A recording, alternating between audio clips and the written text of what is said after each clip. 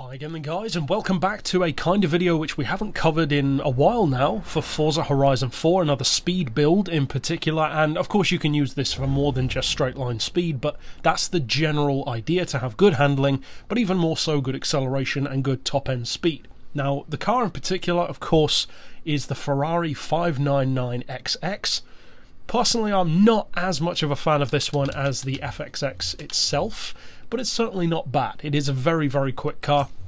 Now, as far as the upgrades themselves, I would recommend all-wheel drive, and then as far as what class you want it in, of course that depends how high you tune it. If you want it in Group X, then just do everything, basically, all of your racing parts, upgrade the power as high as it can go, drop the weight, fit the all-wheel drive, etc, etc. Or you could try to maybe have it in S2 instead, but of course you'll have to sacrifice some handling or some speed in order to do that. Now, as far as the benchmark, it's good. Across the board, it's good. The acceleration is very impressive, especially to 100. 3.2 is very strong. 1.6 to 60 is good. 271 on the benchmark for top speed is also very healthy. Now, as far as the gearbox itself, I would recommend a final drive of 3.45, then individual gears of 2.9, 2, 1.5, 1.17, 0.95 and 0.78. Then for the alignment, as I said, I have gone with all-wheel drive, so you don't necessarily need any camber or toe. I've gone for dead center with the caster angle as well. Anti-roll we've got on 30 and 20, springs on 110, 135, and I've evened off the ride height front and rear to about 5 centimeters. Then as far as the dampers, we've got 10, 12, 5 and 6.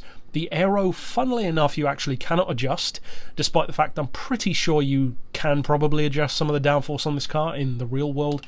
And as far as the diff, I've gone for 100% on both acceleration and decel, and that really keeps the handling nice and loose, but also very focused through corners, so that the all-wheel drive doesn't make it heavy. Then as far as the center split, not quite as rear biased as you might expect. Typically for a hardcore track car, I'd go for like 75 or even 80%, but for this one, we've gone for 70, and it still corners very well. It's very sharp. There's no heaviness to the steering at all, really. It's very, very good. Now, if you want to get this tune straight on the car without having to do it yourself, you can get it on my storefront. It's actually a pretty popular tune, and you can just find it by using the keywords down in the description below this video, or use my gamer tag to find it. Either way, it'll work. So what you want to see, of course, is in a race, can it hit that speed?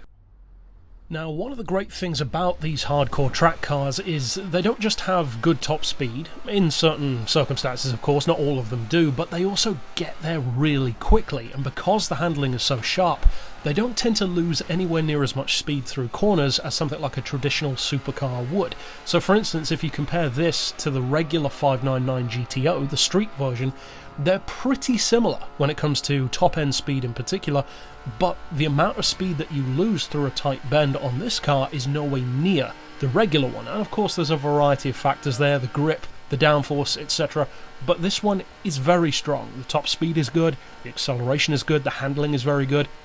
And as you can see from this race itself, you can take corners easily at over 260, even at that kind of crazy speed. So overall, if you do use the car, it's very strong, and of course, either grab it from my storefront or use this tune tutorial, and of course click here on screen to see all of my other tunes as well. But for now, as always, thanks for watching.